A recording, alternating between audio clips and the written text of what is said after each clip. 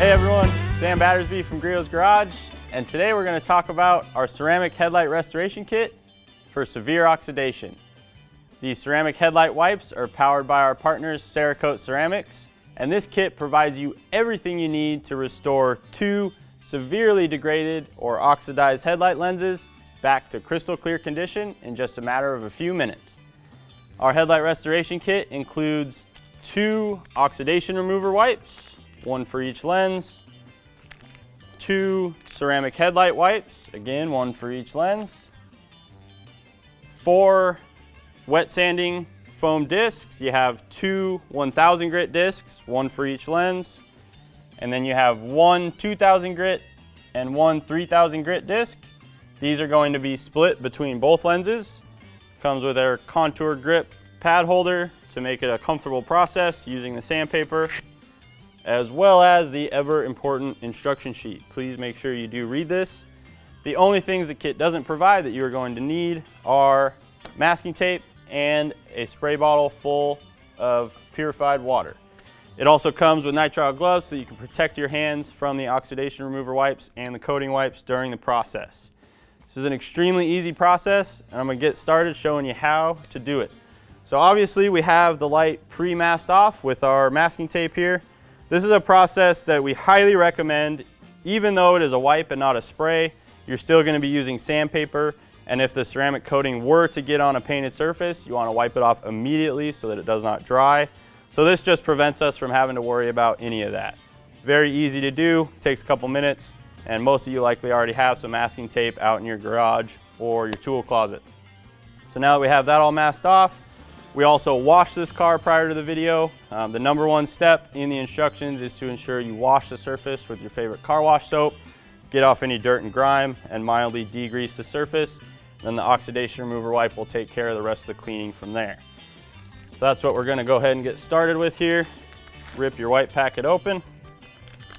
The wipe is pre-folded into fourths. I'm going to leave it folded, and we're just going to start up and down passes, one direction. I'm going to use a crosshatch pattern to alternate, make sure we get consistent coverage, and then we're just going to rotate the wipe as we go. You want to use moderate to firm pressure for this to ensure you're getting full removal of as much oxidation as possible. You can see the brown in that wipe. That's all that dead plastic or oxidized plastic coming off. So I'm going to go ahead and fold this to the opposite side, work in the alternate direction. Again, I'm using pretty firm pressure. I'm not pushing down too hard, but just enough that it's kind of scrubbing all of that oxidation off.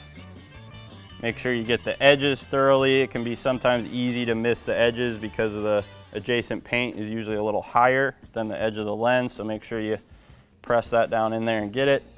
And then also pay attention to any contours like what you have here. These are pretty oxidized, so we're getting a lot of residue coming off into the oxidation wipe. Fold it again.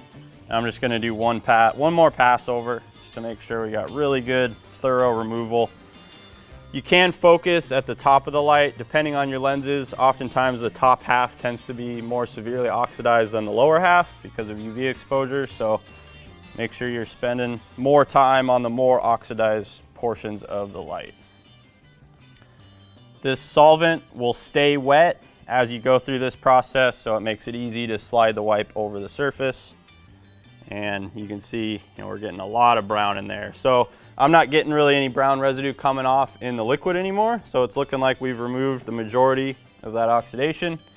Set the wipe aside there, and I'm just going to take a dry microfiber just so we can quickly proceed to the sanding process. I'm just going to dry this off. You could just let it evaporate too. It'll take a couple of minutes, but for time's sake, for the video, just dry it right off.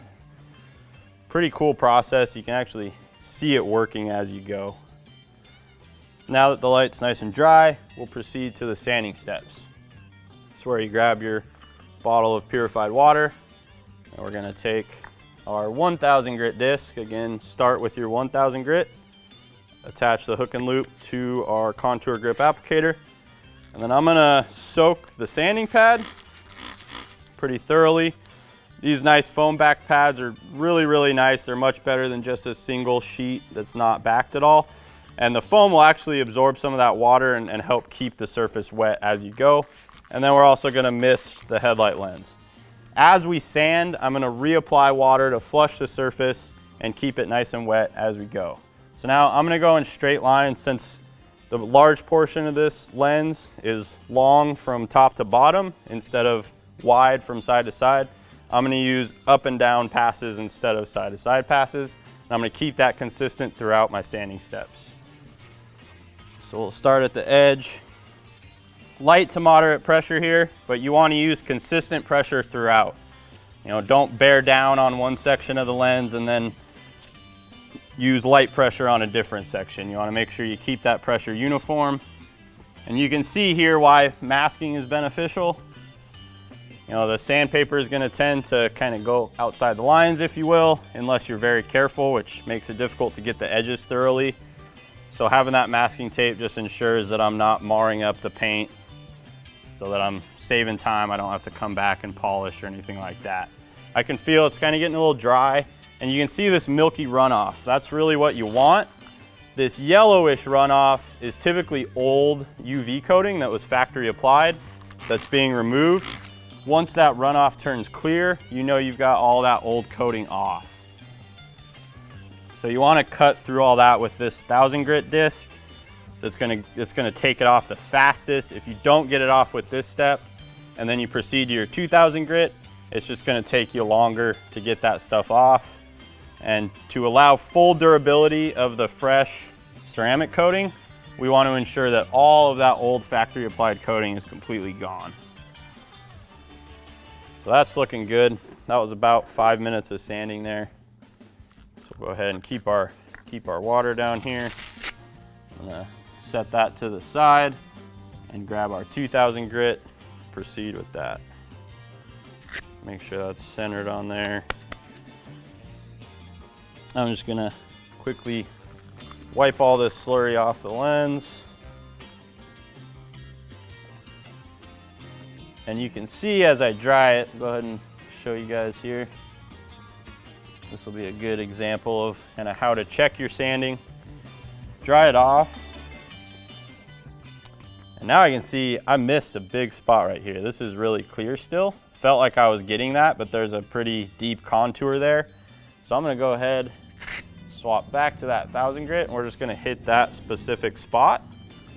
You really can't see those spots until the lens dries, because with the water on there, it's gonna look, you know, pretty uniform. So now I'll just come back, spend a little more time in that little contour there. It's common with those contours. Again, it's one benefit of the padded, the foam backed abrasive is it allows you to get down there a little more uniformly. But if you dry the lens and see those spots, just go back to them, spend a little more time before you move on. All right. Hopefully that did it. Looks like it did. All right, so now we're ready to proceed to our 2000 grit. So take that off for the last time. Move on to 2000. Same exact process. Just want to be very thorough. And we're going to do a little bit longer of a sanding step this time around to ensure that we fully remove those 1000 grit scratches, so that when we proceed to 3000 and then apply the coating, there's no scratches showing through. The coating's designed to fill, you know, a 2000 to 3000 grit scratch, typically 3000. So if there's 1000 grit scratches that are showing through because you didn't do enough sanding with your subsequent steps, you might see those after applying the coating. All right, so we're just finishing up our 2000 grit step.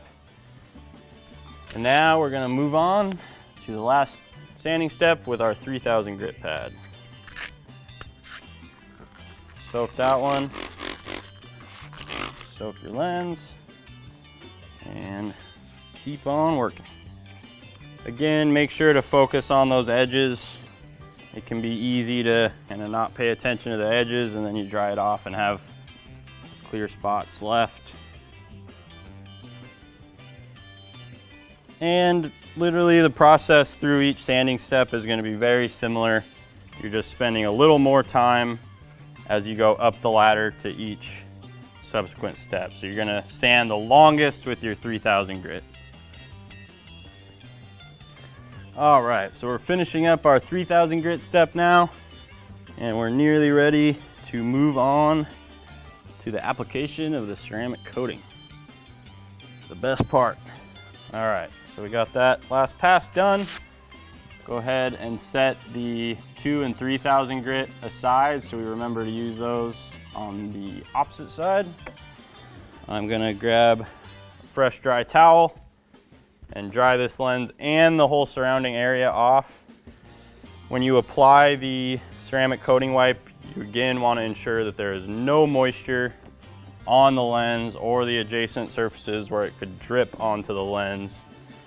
This coating is a moisture cure, and if there's moisture present, you may get an inconsistent appearance upon application or shortly after.